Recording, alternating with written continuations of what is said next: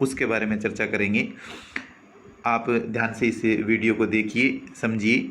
Angiosperm में क्या होता है कि एम्ब्रियो जो है, एम्ब्रियो के डेवलपमेंट से पहले ही हम पढ़ते हैं कि जो प्राइमरी भ्रूण जो है उसका जो केंद्रक का परिवर्तन प्रारंभ ही हो जाता है, जिसके फलस्वरूप क्या हो जाता है कि एक जो त्रिगुणित भ्रूणपोष का निर्माण होता है। हम पहले के वीडियो के अंदर हम पढ़ चुके हैं कि त्रिगुणित भ्रूणपोष का निर्माण होता है, जिसमें क्या होता है कि जो खाद्य पदार्थ हैं उसके अंदर जो स्टार्च हैं के रूप में जो संग्रहित होता है, तथा इन संग्रहित खाद्य पदार्थों का जो उपयोग जो होता है ना, वो भ्रूण क्या करता है, डेवलपमेंट के दौरान कर लेता है, तथा बाद में यह बीजों के अंकुरण के समय इसका उपयोग होता है।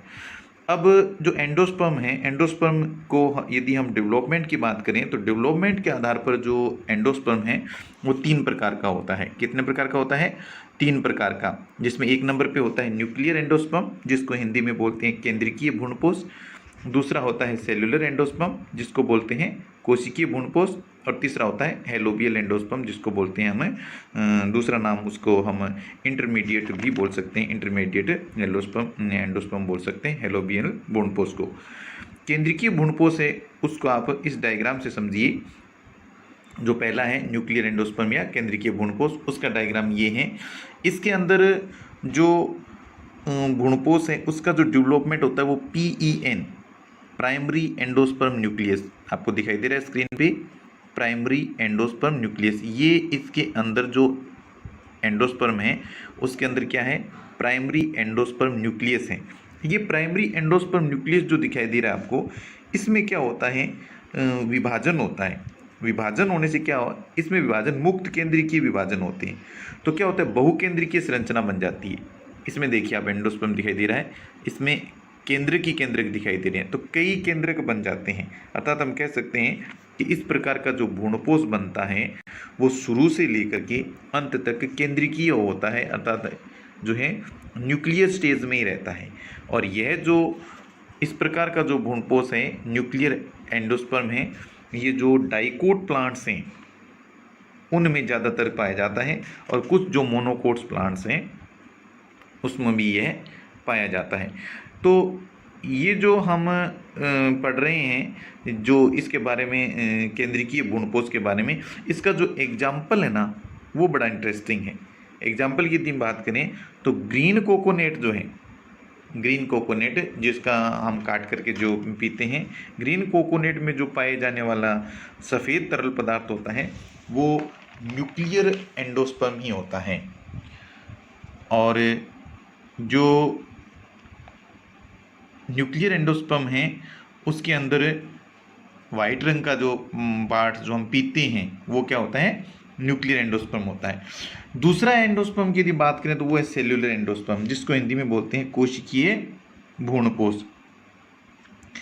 इस प्रकार का जो भ्रूणपोष है ना, वो ये डायग्राम आपको दिखाने के बाद क्लियर हो जाएगा कि इस प्रकार के जो भ्रूणपोष में डेवलपमेंट के दौरान जो PEN है, प्राइमरी एंडोस्पर्म न्यूक्लियस, उसमें प्रत्येक विभाजन होगा। विभाजन होने के बाद जैसे उसके बाद 2 केंद्रक बने, 2 से फिर आगे विभाजन होगा, तो जितने भी विभाजन होंगे प्रत्येक विभाजन के बाद साइटोप्लाज्म में विभाजन होगा। पहले वाले में जो तो पढ़ा था ना हमने, न्यूक्लियर में क्या हो गया कि मुक्त केंद्रकीय विभाजन होते हैं, अर्थात उसमें केंद्रक बन जाते हैं।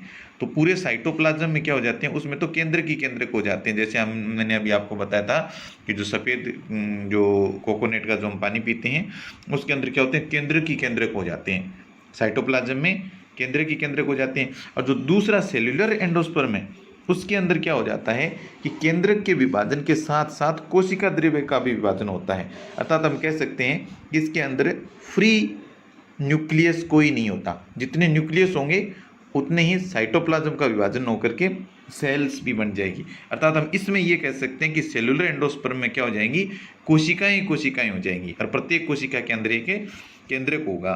तो इस प्रकार का जो एंडोस्पर्म है वो सेल्युलर एंडोस्पर्म होता है। और इस प्रकार का एंडोस्पर्म मुख्य रूप से जो गेमोपेटली के सदस्य हैं उसमें पाया जाता है।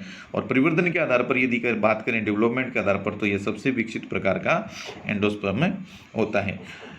तीसरा जो एंडोस्पर्म है, उससे पहले हम आपको बता दें कि जो सेल्युलर एंडोस्पर्म का एग्जाम्पल जो है वो हम जो नारियल खाते हैं ना, खाने वाला भाग है नारियल का, वो किसका भाग है, वो सेल्यूलर एंडोस्पर्म का है।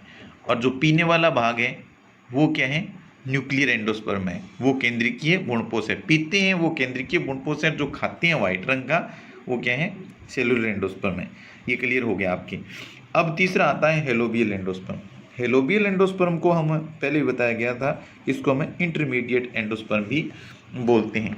इस प्रकार के एंडोस्पर्म में क्या होता है कि परिवर्तन के दौरान जो PEN है, प्राइमरी एंडोस्पर्म न्यूक्लियस में प्रथम विभाजन के बाद कोशिका द्रव्य में 2 असमान आकार की कोशिकाओं का निर्माण होता है। ये देखिए प्रथम विभाजन हो गया, और प्रथम विभाजन के बाद किसमें, PEN, ये PEN है, PEN के अंदर प्रथम विभाजन हो गया। अब प्रथम विभाजन होने के बाद फिर आगे जितने विभाजन होंगे उसके विभाजन के बाद फिर 2 असमान आकार की सेल बन गई। और दोनों जो असमान आकार की जो सेल बनेगी ना, उसके अंदर जो केंद्रक हैं उन केंद्रकों में फिर मुक्त होकर के ये केंद्रक बहुकेंद्रीय की संरचना बनाते हैं। तो साथ में तो पहले क्या हो गया, 1 से 2 असमान प्रकार की कोशिकाएं बन गई, 2 कोशिकाएं बन गई। उसके बाद उन दोनों कोशिकाओं के अंदर जो केंद्रक हैं अलग अलग, वो फिर मुक्त रूप से बहुकेंद्रीय की संरचना का निर्माण करते हैं। इस प्रकार का हम कह सकते हैं कि डेवलपमेंट के आधार पर इस भ्रूणपोष को हम मध्यम या मीडियम टाइप का एंडोस्पर्म कहते हैं। और अंत में यह एंडोस्पर्म भी कोशिका द्रव्य जो होता है ना, उसमें विभाजन हो जाने से ये भी एक सेल्यूलर एंडोस्पर्म की तरह ही बन जाता है। और ये जो एंडोस्पर्म है, ये जो मुख्य रूप से ये जो अपना प्लांट होते हैं मोनोकोट्स के अंदर ये जो हेलोबियल एंडोस्पर्म पाया जाता है। अब देखिए हमने जो पढ़ा था ना, ये सारे जो प्राइमरी, सेकेंडरी और जो तीसरा जो प्राथमिक जो है, हम न्यूक्लियर की बात करें, न्यूक्लियर एंडोस्पर्म, सेलुलर एंडोस्पर्म या हेलोबियल एंडोस्पर्म है, उसमें PEN प्राइमरी एंडोस्पर्म न्यूक्लियस के प्रथम 2 विभाजन देख करके हम ये आसानी से बता सकते हैं कि बनने वाला एंडोस्पर्म कैसा है। और कुछ स्पेशल यदि देखें एंडोस्पर्म के बारे में, जैसे पोडोस्टेमेसिकुल हैं, आर्किडेसिकुल हैं, ट्रेपेसिकुल हैं, उनके पादपों में एंडोस्पर्म पाया ही नहीं जाता। अब एंडोस्पर्म क्यों नहीं पाया जाता, क्योंकि उसमें डबल फर्टिलाइजेशन नहीं होता, डबल फर्टिलाइजेशन को हमने पहले चर्चा कर चुके हैं।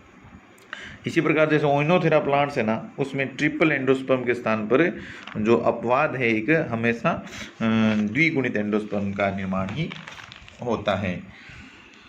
तो ये जो आज का जो टॉपिक था वो मुख्य रूप से किस पर डिपेंड था, एंडोस्पर्म के ऊपर। एंडोस्पर्म के अंदर कितने प्रकार के एंडोस्पर्म थे, मुख्य रूप से 3 प्रकार के, न्यूक्लियर एंडोस्पर्म, सेलुलर एंडोस्पर्म और हेलोबियल एंडोस्पर्म।